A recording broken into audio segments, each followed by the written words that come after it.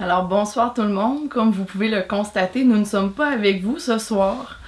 C'est un peu malheureux, mais en même temps c'est pour une bonne nouvelle. Nous sommes présentement au Viva, au Casino de Montréal, pour la finale du Conseil québécois des événements éco-responsables en tant que fournisseur. Souhaitons que nous aurons une bonne nouvelle pour vous d'ici la fin de la soirée. Bonjour, moi c'est Charles Frenette d'Animation de l'Est. Moi, dès mon tout jeune âge, je me suis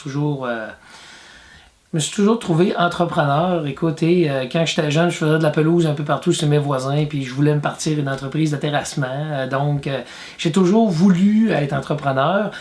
J'ai toujours eu une passion pour la musique. Mon père m'avait fait une cabane dans le bois et j'enregistrais les DJ live dans ce temps-là à la radio.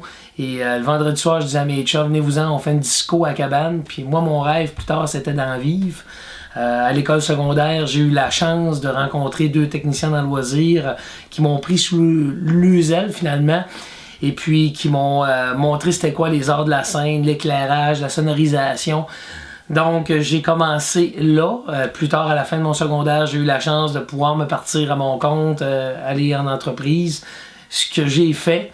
Et puis, depuis ce temps-là, moi, comme je disais tantôt, mon rêve, quand j'étais jeune, c'était vivre de la disco mobile, être animateur et tout ça. Et maintenant, en 2017, je peux dire que mon rêve est atteint. Alors, tout ce que je peux dire à tous les jeunes entrepreneurs qui veulent devenir entrepreneurs ou qui pensent pas devenir entrepreneurs, c'est peu importe vos rêves dans la vie, vos buts, allez jusqu'au bout. Faut travailler, bien sûr, il faut s'en occuper, puis faut persévérer. C'est pas toujours facile, mais ce que je vous dis, c'est lâchez pas.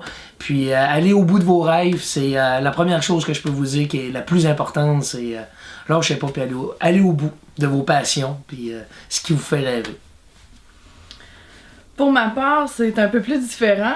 Moi, je venais d'une famille d'entrepreneurs, contrairement à Charles. Sauf que moi, l'entrepreneuriat faisait pas partie de mes objectifs. Rendu à 26 ans, après avoir parcouru bien des chemins et avoir passé souvent dans le champ plus que sur l'autoroute, si on veut, j'en suis venue à la conclusion que j'allais probablement jamais trouver un métier qui allait vraiment m'intéresser, quelque chose qui existait déjà. Et c'est là que m'est venue l'opportunité de créer Conseillère SST en 2009. Donc, en 2009, j'ai démarré ma propre entreprise, un service conseil en santé et sécurité au travail, quelque chose qui n'existait pas vraiment, que j'ai vraiment créé selon mon format à moi et selon mes aspirations à moi.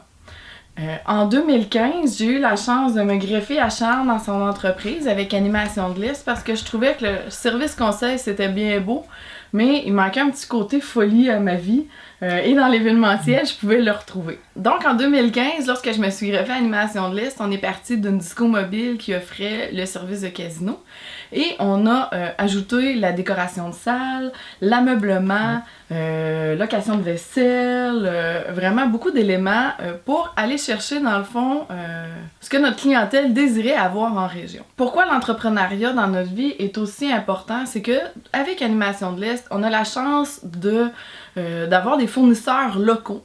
La majorité de nos ameublements ont été fabriqués ou achetés à Rivière-du-Loup. Nos clients sont locaux, donc c'est important pour nous de faire travailler, si on veut, nos fournisseurs locaux. On a aussi toute notre implication sociale qui vient avec notre région à Rivière-du-Loup. Ce que je trouve important et que maintenant on a transmis à notre entreprise, c'est que nous avons 3 jeunes enfants. Si nous voulons que notre milieu soit un milieu de vie intéressant pour eux et qu'ils aient la même chance que nous devons nous appliquer à améliorer notre société, si on veut. Donc, on a vraiment été chercher notre milieu pour qu'il nous aide à nous propulser et les propulser avec nous. Donc, moi, ce que je veux vous dire en terminant, c'est que ce n'est pas parce qu'on ne se croit pas entrepreneur et qu'on ne peut pas le devenir, mais c'est plutôt que lorsqu'on n'est pas bien dans un métier, on peut se le créer pour se réaliser et être heureux.